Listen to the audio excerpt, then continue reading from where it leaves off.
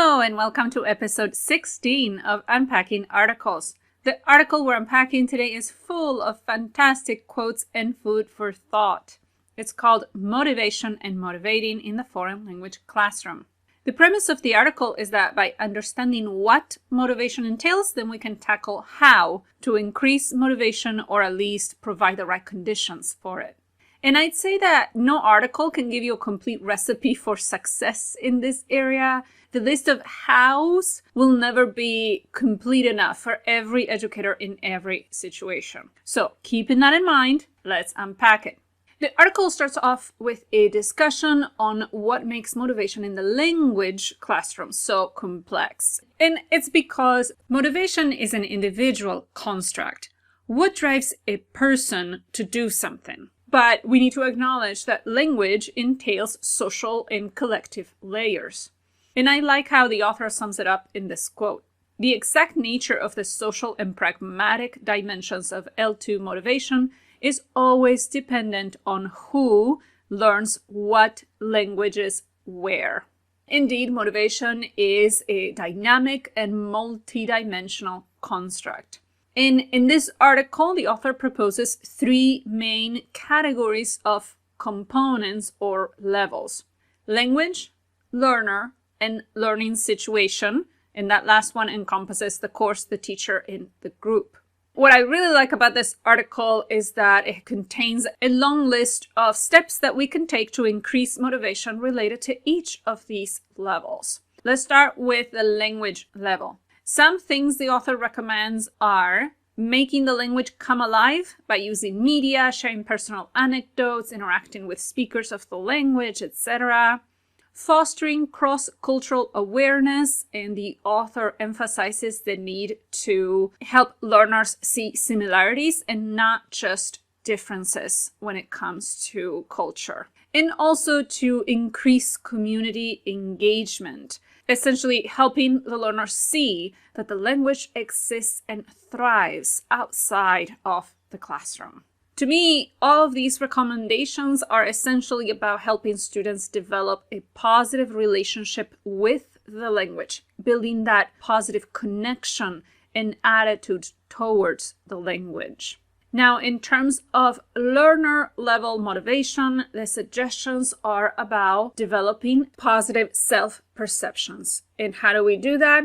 By increasing their self-confidence. So the students should regularly experience success, says the author. We also need to help learners increase their self-efficacy, which is related to their attitudes towards achievement. What we want to do is to counter or avoid the learners thinking that learning the language is impossible for them, no matter what they do.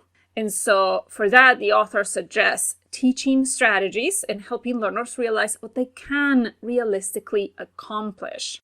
Students need to set realistic expectations for themselves, or otherwise that feeling of helplessness will be reinforced. They will conclude, see, I knew I couldn't do it. And speaking of expectations, the teacher should work with learners in setting attainable, personalized sub-goals that are short-term and concrete. So, for example, something that they can accomplish within the next week or two, as opposed to these bigger goals related to the entire course. And I absolutely love this way of characterizing goals. It says, in order to function as efficient motivators, goals should be specific, hard but achievable, accepted by the students, and accompanied by feedback about progress. And last but not least, the learning situation level, which includes course, teacher, and group. So let's start with the course. The author suggests tailoring the course content goals and even the level of the course to the students. And that's not always feasible for all teachers. Unfortunately, in some institutions, teachers have little control over that. However, I still think it's an important factor to keep in mind. Perhaps there's something we can do, even if we cannot tailor everything to our students. And if we really cannot do much about it, then perhaps we need to be more intentional and effortful in other areas to sort of counter the potential negative impact of this factor on motivation. And the other suggestions are definitely more doable. Variety is the spice of life, so change things up, change up the format every so often, and aim for tasks and content that pique the students' curiosity. And of course, be transparent about why you do things the way you do, what you expect of them, how they will be assessed, etc. Sometimes we forget to tell students why. It may seem obvious to you, but it may not be to the students, and I think it's easy to get frustrated when we struggle to understand why. So let's minimize that frustration by telling them why. And now it gets personal, the teacher level. So first, show empathy and provide support. Students should feel safe and comfortable asking for help. It's really hard to feel connected to the language or to the course if they don't feel connected to the teacher. And second, the teacher should facilitate learning as opposed to controlling learning. And that one to me is huge. Let's focus much more on what they can do as opposed to what they should do or what they should have done compared to other students or compared to some sort of external standard, as the author says. And third, lead by example. Your attitudes will inevitably influence the students' attitudes. And this includes how you perceive the language varieties, your perceptions on language learning, what you think about the materials, how you approach discussions, etc. And the last sub-layer of the learning situation is the group. And many of these recommendations echo the recommendations that we already talked about.